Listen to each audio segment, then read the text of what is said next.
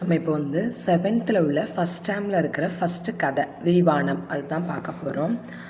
So இதை வந்து சொலவடைகள் அப்படின்னு கொடுத்துருக்காங்க. ஒரு பொம்மலாட்டம் மாதிரி தான் அந்த கதையை கொடுத்துருக்காங்க. ஸோ லைன் பை லைனாக இதோட எக்ஸ்ப்ளனேஷனை பார்த்துடலாம். சொலவடைகள் என்பவை சிறு சிறு தொடர்களாக வட்டார பேச்சு வழக்கில் வழங்கி வருபவை. இவை பேச்சு மொழியின் அழகியலையும் பண்பாட்டு கூறுகளையும் கொண்டிருக்கும். பொருட்செறிவு மிக்க சொலவடைகளை நாட்டுப்புற மக்களும் தம் பேச்சில் இயல்பாக பயன்படுத்துகின்றனர். இவ்வாறு பயன்படுத்துவது தொன்மை வாய்ந்த மொழிகளுக்கே உரிய தனிச்சிறப்பாகும். சொலவடைகளுடன் கூடிய நாட்டுப்புற கதை ஒன்றை பொம்மலாட்டமாக பார்ப்போம். ஸோ இன்ட்ரொடக்ஷன் பார்ட்டில் என்ன கொடுத்துருக்காங்க அப்படின்னா சொலவடைகளோட இம்பார்ட்டன்ஸ் வந்து கொடுத்துருக்காங்கன்னு சொல்லலாம். ஸோ சொலவடைகள் அப்படிங்கிறது சின்ன சின்ன தொடர்களாக நம்ம வந்து பேச்சு வழக்கில் வட்டார பேச்சு வழக்கில் யூஸ் பண்ணிகிட்டு இருக்கோம்ல, அதுதான் வந்து சொலவடைகள் அப்படின்னு கொடுத்துட்டாங்க. அப்புறம் பேச்சு மொழியின் அழகியலையும் பண்பாட்டு கூறுகளையும், பேச்சு மொழியோட அழகு ப்ளஸ் பண்பாட்டு கூறுகளை கொண்டிருக்கக்கூடிய பொருட்செறிவு முக்கிய சொலவடைகளை நாட்டுப்புற மக்களும் தம் பேச்சில் இயல்பாக பயன்படுத்திகிட்டு இருக்காங்க. ஸோ அதை வந்து இப்போ எக்ஸாம்லையும் இம்பார்ட்டன்ட் கொடுத்து நமக்கு கேட்க ஆரம்பிச்சிட்டாங்க. ஸோ நம்மளால் அவாய்ட் பண்ண முடியாது. நம்ம ஈஸியாக சொல்லுவோம் இல்லையா, பேசமச்சிலே எலி ஏரோப்ளைன் ஓட்டிச்சான் அந்த மாதிரி, அதை தான் வந்து நம்ம சொலவடைகள் அப்படின்னு சொல்கிறாங்க. வேறு ஒன்றும் இல்லை. கதை சொல்லி பெரியோர்களே, தாய்மார்களே, குழந்தைகளை நாம் இன்னைக்கு ஆளுக்கு ஒரு வேலை என்னும் கதையை பொம்மலாட்டமாக பார்க்க போகிறோம். ஸோ ஒவ்வொருத்தவங்களுக்கும் ஒவ்வொரு வேலை இருக்குது அப்படிங்கிற கதை தான் பொம்மலாட்டமாக பார்க்க போகிறோம் அப்படின்னு சொல்லிட்டாங்க. இந்த பையன்தான் நம்ம கதாநாயகன். இவன் ஒழுங்காக பள்ளிக்கூடம் போகாமல் ஊரை சுற்றிக்கிட்டு வருவான். அவங்க அம்மா எவ்வளவோ சொல்லியும் அவன் கேட்கலை. புண்ணுக்கு மருந்து போட முடியும், பிடிவாதத்துக்கு மருந்து போட முடியுமா? அவனோட பிடிவாதத்தை யாராலும் மாற்ற முடியலை. ஒரு நாள் அப்பா பையனை கூப்பிடுறாரு. அதாவது என்ன சொல்கிறாங்க, அந்த பையன் வந்து அவன் தான் ஹீரோவான் அந்த கதைக்கு. அவன் வந்து ஒழுங்காக பள்ளிக்கூடம் போகாமல் ஊரை சுற்றிட்டு இருப்பானான். அவங்க அம்மா வந்து இவ்வளவோ சொல்லியிருக்காங்கன்னா, புண்ணுக்கு மருந்து போட முடியும், ஆனால் பிடிவாதத்துக்கு மருந்து போட முடியுமா அப்படின்னு சொல்லிட்டாங்க. ஸோ அவனோட பிடிவாதத்தை யாராலையும் மாற்ற முடியலன்னு சொல்லியாச்சு. அவங்க அப்பா ஒரு நாள் கூப்பிடுறாங்க. என்ன சொல்கிறாங்கன்னு பார்க்கலாம். அணை உடைஞ்சு போன வெள்ளம் அழுதாலும் வராது. இப்போ நீ சரியாக படிக்கலைன்னா வாழ்க்கையில் முன்னேற முடியாது. ஒழுங்காக பள்ளிக்கூடம் போய் படிக்கிற வேலையை பாரு. படிக்கிறதெல்லாம் எனக்கு பிடிக்காது. அந்த பையன் சொல்கிறான், படிக்கிறதெல்லாம் எனக்கு பிடிக்காது. விளைச்சலுக்கும் வெள்ளாட்டுக்கும் ஜென்ம பகைங்கிற மாதிரி இந்த பையன்கிட்ட போராடித்தான் படிக்க வைக்கணும்.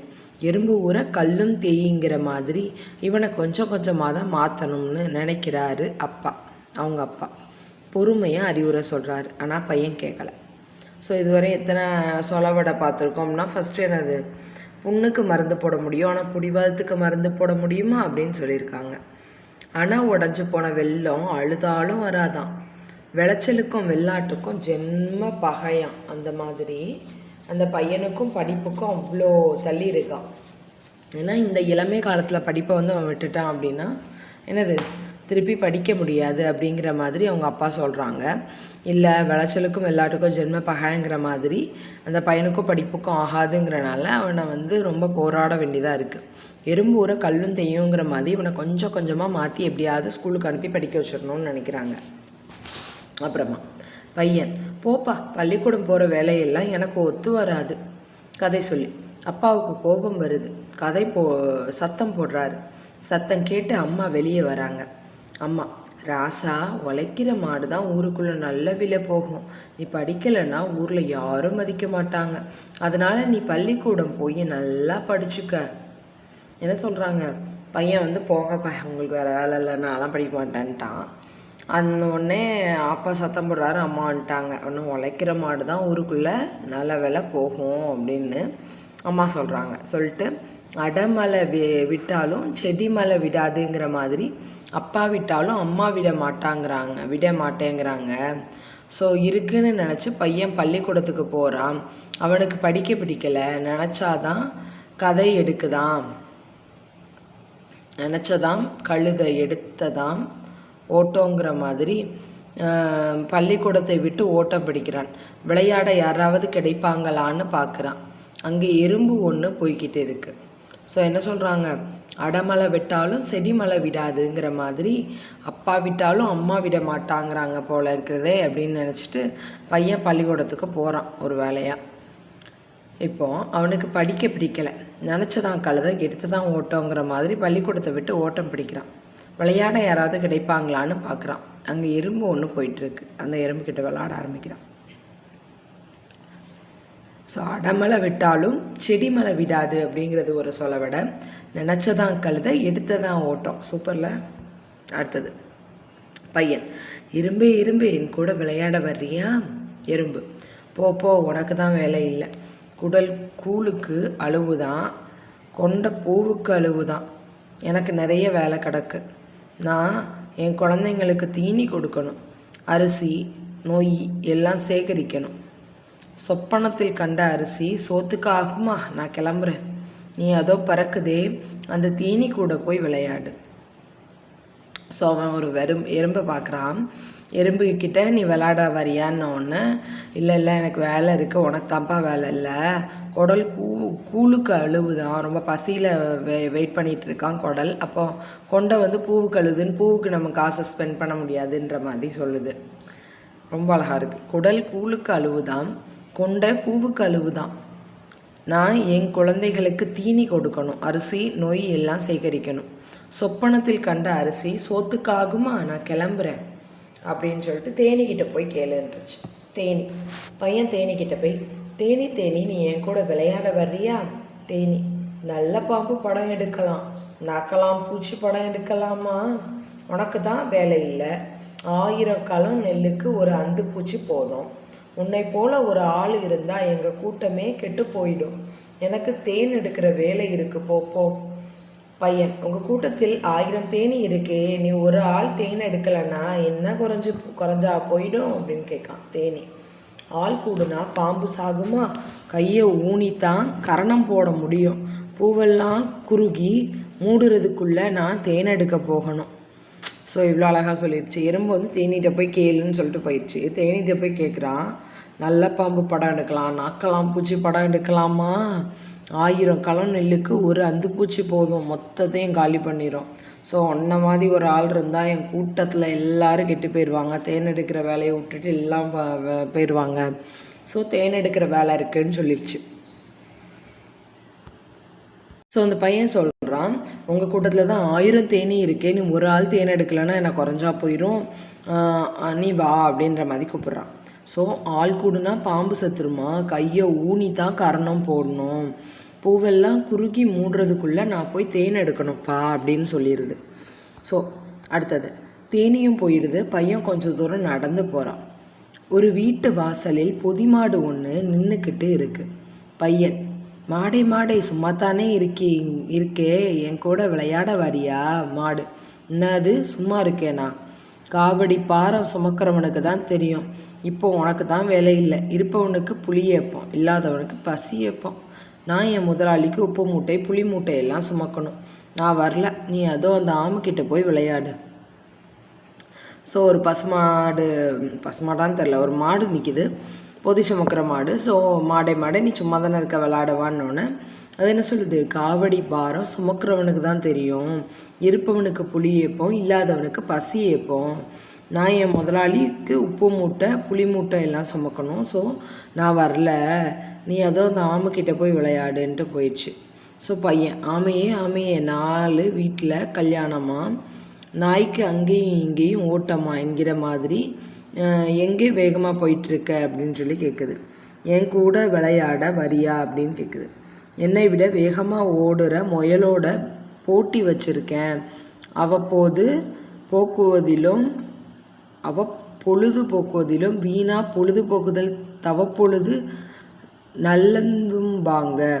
நான் கொஞ்ச நேரம் கூட வீணாக்காமல் நடந்தே ஆகணும். ஸோ ஆமைக்கிட்ட போய் விளையாடுன்னு சொல்லிட்டு மாடு கை கழுவி விட்டுருச்சு. காவடி பாரம் சுமக்கிறவனுக்கு தான் தெரியும், இருப்பவனுக்கு புளி ஏப்போம், இல்லாதவனுக்கு பசி ஏப்போன்னு டைலாக் விட்டுட்டு, நான் என் முதலாளிக்கு உப்பு மூட்டையும் புளி மூட்டையும் சுமக்கணும்ப்பா, நீ போய் ஆமை கூட விளையாடுன்னு ஆமைக்கிட்ட கோர்த்து விட்டுருச்சு. ஆமைக்கிட்ட போய் கேட்டால் ஆமை சொல்லுது, 4 வீட்டில் கல்யாணமா, நாய்க்கு அங்கேயும் இங்கேயும் ஓட்டமா, எங்கே வேகமாக போயிட்டுருக்க, என் கூட விளையாட வரியா அப்படின்னு சொல்லிட்டு ஆமையை நக்கலாக கேட்குறான். ஆமை சொல்லுது, என்னை விட வேகமாக ஓடுற முயலோட போட்டி வச்சுருக்கேன். அவன் பொழுதுபோக்குதலையும் வீணாக பொழுதுபோக்குதலையும் தவப்பொழுது நல்லதும்பாங்க. சும்மா உட்காந்து டைம் பாஸ் பண்ணுறதை விட சின்னதாக ஏதாவது வேலை செஞ்சுட்டு இருக்கிறது வந்து பெட்டர் அப்படின்னு சொல்லுவாங்களாம். நான் கொஞ்சம் நேரம் கூட வீணாக்காமல் நடந்தே ஆகணும் அப்படின்னு சொல்லிடுது. பையன், பாடி பாடி குத்துனாலும் பதற அரிசி ஆகுமா, நீ ஓடி ஓடி பார்த்தாலும் முயலை முந்த முடியுமா அப்படின்னு கேட்குறான். அதாவது பாடி பாடி குத்துனா கூட பதறுதான் அரிசியை ஆக முடியுமா, நீ ஓடி ஓடி பார்த்தாலும் முயலை உன்னால் ஜெயிக்க முடியுமா அப்படின்னு கேட்கான். அப்போ அந்த ஆமை சொல்லுது பாருங்களேன், அதிர அடித்தா உதிர விழும், அது மாதிரி முயற்சி செஞ்சால் எல்லாம் முடியும், நீ வேணும்னா அதோ அங்கே படுத்திருக்கிற முயல் கூட போய் விளையாடு அப்படின்னு சொல்லிடுச்சு. கதை சொல்லி பையன் கொஞ்சம் தூரத்தில் படுத்திருக்கிற முயல் கிட்ட போகிறான். முயலே முயலே குத்துக்கல்லுக்கு என்ன குளிரா வெயிலாங்கிற மாதிரி கவலையே இல்லாமல் படுத்துட்டு இருக்கியே, வா விளையாடலாம். முயல், அகலியில் விழுந்த முதலைக்கு அதுவே சொர்க்கம்னு சொல்கிற மாதிரி நிழலில் படுத்து தூங்கினதால போன தடவை ஆமையிடம் தோற்று போயிட்டேன். இந்த தடவையாவது நான் முந்தி ஆகணும், அதனால் நான் வேகமாக ஓடணும். நீ வேணும்னா அதோ அங்கே இருக்கிற குட்டிச்சுவர் கூட போய் விளையாடு. ஸோ என்ன சொல்லிடுச்சு, ஆமைக்கிட்ட போய் கேட்டதுக்கு ஆமை வந்து நான் போட்டியில் காம்படிஷனில் இருக்கேன், நான் ஓடணுன்ட்டு போயிடுச்சு. ஆனால் இவன் சொல்கிறான், அதிர அடித்தா கூட என்ன தான் குதிச்சு குத்துனாலும் பதறு வந்து அரிசி ஆகாது அப்படின்னு நக்கலாக சொல்லிட்டு அதிர அடித்தா உதிர விளையும், ஆனால் அதனால் முயற்சி செஞ்சால் எல்லாமே முடியும் அப்படின்னு சொல்லிட்டு நீ வேணா அங்கே படுத்திருக்கிற முயல் கூட போய் விளையாடுப்பா அப்படின்னு சொல்லிட்டு அது போயிடுச்சு. இப்போ முயல்கிட்ட போகிறான். முயலே, நீ என்ன கவலையே இல்லாமல் படுத்திருக்க, குத்துக்கல்லுக்கு குளிரா வெயிலா அப்படின்னு சொல்லி கேட்குறான். வா விளையாடலாம் அப்படிங்கிறான். முயல் சொல்லுது, அகலியில் விழுந்த முதலைக்கு அதுதான் சொர்க்கம் அப்படின்னு சொல்கிற மாதிரி நிழலில் படுத்து தூங்கினதால போன தடவை ஆமையிடம் தோற்று போயிட்டேன். இந்த தடவையாவது நான் முந்தி ஆகணும், அதனால் நான் வேகமாக ஓடணும். நீ வேணா அதை அங்கே தெரிகிற குட்டிச்சோறு கூட போய் விளையாடுப்பா அப்படின்னு சொல்லிட்டு முயல் போயிடுச்சு. அந்த பையன் கார்த்திகை மாதம் பிறையை கண்ட மாதிரி விளையாட ஆள் கிடச்சிட்டுன்னு நினச்சி அந்த குட்டிச்சோறு மேலே ஏறி குதிச்சு விளையாடுறான். அது ரொம்ப பழைய சுவர், மழையில் வெயிலில் வேற நல்லா ஊறி இருக்குது. இவன் ஏறி குதித்ததும் பொலன்னு இடிஞ்சு விழுது. அதில் இருந்த பூச்சி, எறும்பு, வண்டு எல்லாம் வெளியில் வருது. அதாவது குட்டிச்சோறு சும்மா தான் இருக்குன்ட்டு கார்த்திகை மாதம் பெரிய கண்ட மாதிரி அதில் விளையாட ஆள் கிடச்சிருச்சின்னு சொல்லிட்டு மேலே ஏறி கீழே குதிச்சு விளாடுறான். இவனோட வெயிட் தாங்காமல் என்ன ஆயிடுது, இத்து போன சோறு கீழே விழுந்துருது. அது நல்லா மழையில் வந்து ஊறி போய் தான் இருந்திருக்கு. ஸோ அந்த ஊர்ன சோறு கீழே விழுந்துருது. அதில் நம்பி வாழ்ந்துட்டு இருந்த பூச்சி, எறும்பு, வண்டு எல்லாமே வெளியில் வந்துடுச்சு. எறும்பு கேட்கு, அடப்பாவி, நாங்களே அதை விட்டாலும் கதியே இல்லை, அப்பால் போனாலும் விதி இல்லைன்னு நினச்சி தட்டி போட்ட ரொட்டிக்கு புரட்டி போட ஆள் இல்லாமல் இருக்கோம். உனக்கு தான் வேலை இல்லைன்னா நாங்கள் பாடுபட்டு சேர்த்து வச்ச பொருளையெல்லாம் இப்படி போட்டு உடச்சிட்டியே அப்படின்னு சொல்லி கேட்குது. ஸோ எறும்பு என்ன சொல்லுது, நாங்களே அதை விட்டால் கதி இல்லைன்னு அதை தான் நம்பிட்டு இருந்தோம், நீ தட்டி போட்ட ரொட்டிக்கு புரட்டி போட ஆள் இல்லாமல் இருந்தோம், உனக்கு வேலை இல்லைன்னு நாங்கள் பாடுபட்டு சேர்த்து வச்ச பொருளெல்லாம் இப்படி போட்டு உடச்சிட்டியேன்னு சொல்லி திட்டுது. அப்போது எறும்பு, பூச்சி எல்லாம் கோபத்தோடு அவன் கையில் காலில் ஏறி நறுக்குன்னு கடிக்குது. அள்ளுறவன் பக்கத்தில் இருந்தாலும் கிள்ளுறவன் பக்கத்தில் இருக்கக்கூடாதுன்னு அந்த பையன் வழி பொறிக்க முடியாமல் கத்திக்கிட்டு ஓடினான். அமாவாசை இருட்டில் பெருச்சாலிக்கு போன இடமெல்லாம் வழிதான் என்கிற மாதிரி காட்டிலையும் மேட்லையும் ஏறி விழுந்து வீட்டுக்கு ஓடி வந்து சேர்றான் பையன். அம்மா ஊர் உலகத்தில் எல்லாரும் அவங்க வேலையை பார்க்குறாங்க, ஈயெறும்பு கூட சும்மா இல்லாமல் வேலை செய்யுதுங்க. எனக்கு இப்போ தான் புத்தி வந்தது, என்னோடய வேலை படிக்கிறதுன்னு எனக்கு புரிஞ்சிடுச்சு. இனிமேல் நானும் சும்மா இருக்காமல் ஒழுங்காக பள்ளிக்கூடம் போய் படிப்பேன். ஸோ என்ன சொல்கிறான், எல்லா எறும்பு எல்லா பூச்சியும் அவன் மேலே ஏறி பாடுபட்ட பொருளை சேர்த்து வச்சோம் எல்லாத்தையும் இப்படி வேஸ்ட் பண்ணிட்டியே அப்படின்னு சொல்லிட்டு கடிக்க ஆரம்பிச்சிருது. காலில் ஏறி நறுக்குன்னு கடிச்சோன்னா அவனுக்கு வலிக்க ஆரம்பிச்சிருது. உடனே பெருச்சாலி ஓடின மாதிரி ஓட ஆரம்பிச்சிடுறான். ஸோ அந்த பையன் நேராக அம்மாட்ட போயிட்டு, எறும்புக்கு கூட உலகத்தில் வேலை இருக்குமா, இனிமேல் தான் எனக்கும் வேலை இருக்குன்றதை நான் புரிஞ்சுக்கிட்டேன், நான் இனிமேல் ஒழுங்காக படிக்கேன்னு சொல்லிட்டு படிக்க ஆரம்பிச்சிடுறான்.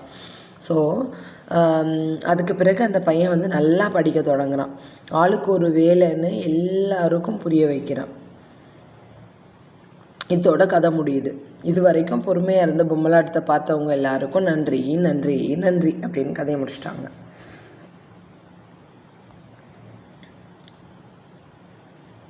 குத்துக்கல்லுக்கு குளிரா வெயிலா என்பது போல் என் நண்பன் வந்தான். எதை பற்றியும் கவலைப்படாமல் வாழ்ந்து வந்தான். அதாவது குத்துக்கல்லுக்கு குளிரா வெயிலா அப்படிங்கிற மாதிரி எதை பற்றியும் கவலைப்படாமல் ஒரு நண்பன் என்ன பண்ணிகிட்ருக்கான், வாழ்ந்துட்டுருக்கான் அப்படின்னு சொல்லிட்டாங்க. குற்றியலுகரம் குற்றியலிகரம். தமிழ் எழுத்துக்களை முதலெழுத்து சார்பெழுத்து அப்படின்னு ரெண்டாக பிரிப்பாங்க. ஸோ அடுத்த டாபிக் போயிட்டாங்க. ஸோ நம்ம இப்போ என்ன பண்ணலாம், அடுத்த டாப்பிக்குள்ளே போக வேண்டாம். இந்த டாப்பிக்கில் பார்த்த சொலவடைகளை மட்டும் ஒரு வாட்டி ரிவைஸ் பண்ணிடலாம். அதோட மீனிங்கை பார்த்துடலாம். ஏன்னா இப்போ சொலவடைகள்லாம் இம்பார்ட்டன்ட் கொஷின் ஆயிடுச்சு. அதில் தான் நமக்கு வந்து தமிழில் மார்க்கே போகுது இல்லையா. ஸோ இது போக எக்ஸ்ட்ரா கேட்குற சொலவடைகளையும் இது கூட நோட் பண்ணி வச்சுக்கோங்க. சிறு சிறு தொடர்களாக வட்டார பேச்சு வழக்கில் வழங்கி வருபவை தான் என்னது, சொலவடைகள். இவை பேச்சு மொழியின் அழகியலையும் பண்பாட்டு கூறுகளையும் கொண்டிருக்கும். பொருட்செறிவு மிக்க சொலவடைகளை நாட்டுப்புற மக்களும் தம் பேச்சில் இயல்பாக பயன்படுத்துகின்றனர். ஸோ என்ன சொல்கிறாங்க, இது வந்து நமக்கு வந்து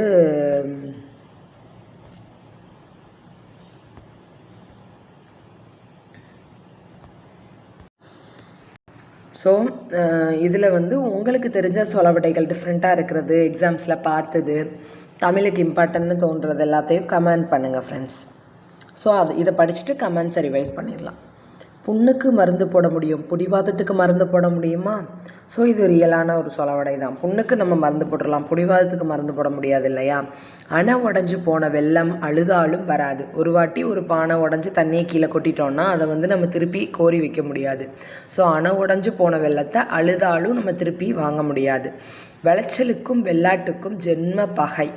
நல்லா விளைஞ்சி நிற்க அப்படின்னா வெள்ளாடு அதை பசி தீர சாப்பிடணும்னு தான் நினைக்கும். ஸோ அதுக்கு ரெண்டுக்கும் ஜென்ம பகை. எறும்பு ஊற கல்லும் தேயும். ஸோ எறும்பு ஊறிச்சுன்னா கண்டிப்பாக கல்லே தேஞ்சிரும்.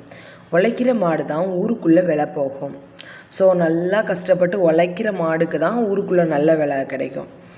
அடமலை விட்டாலும் செடி மலை விடாது. செடியில் குட்டி குட்டியாக தண்ணி விழும்ல, அந்த இதுலேருந்து மலை மாதிரி தூரிக்கிட்டே இருக்கும்னு சொல்கிறாங்க. நினச்சதான் கழுதை, எடுத்ததான் ஓட்டம். ஸோ கழுதை வந்து நினச்ச உடனே ஓடி ஆரம்பிச்சிடும். குடல் கூழுக்கு அழுவு தான், கொண்ட பூவுக்கு அழுவு தான். ஸோ இப்போ 10 ரூபா இருக்குன்னா நமக்கு வயிற்றுக்கு தான் ஸ்பெண்ட் பண்ணுவோமே தவிர அதை வந்து பூவுக்கு ஸ்பெண்ட் பண்ண மாட்டோம். சொப்பனத்தில் கண்ட அரிசி சோத்துக்கு ஆகுமா? கனவுல அரிசியை பார்த்தோம் அப்படின்னா அது சோத்து கிடைக்க ஆகுமா? நல்ல பாம்பு படம் எடுக்கலாம், நாக்கலாம் பூச்சி படம் எடுக்கலாமா? நல்ல பாம்பு படம் எடுத்துக்கலாம், ஆனால் நாக்கலாம் பூச்சி படம் எடுக்க கூடாது. 1000 கலம் நெல்லுக்கு ஒரு அந்து பூச்சி போதும். ஸோ 1000 கலம் நெல் இருந்தால் ஒரு அந்து பூச்சி இருந்தால் ஃபுல்லாக காலி பண்ணிடும். ஆள் கூடுனா பாம்பு சாகுமா? கையை ஊனித்தான் கர்ணம் போட முடியும்.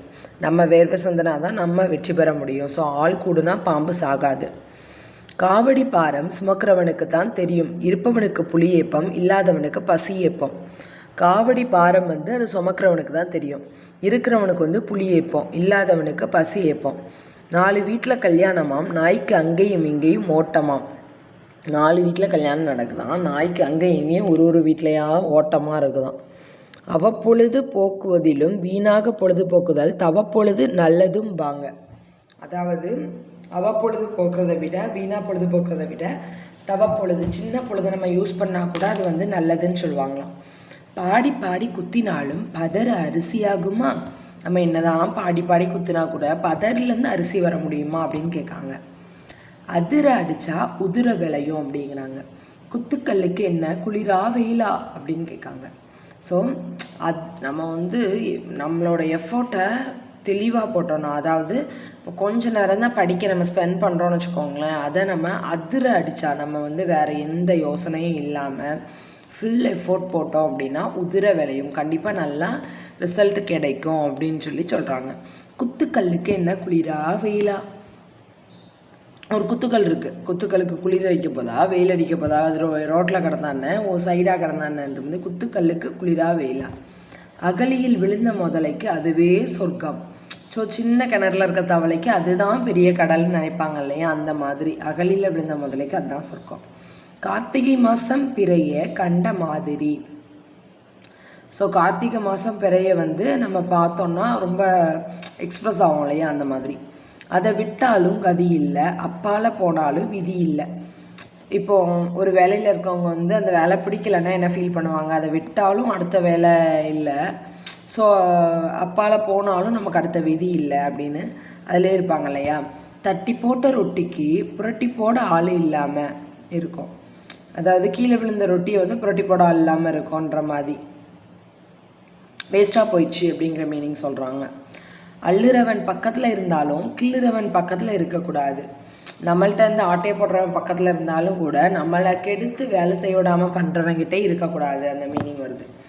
அமாவாசை இருட்டில் பெருச்சாலிக்கு போன இடமெல்லாம் வழிதான்.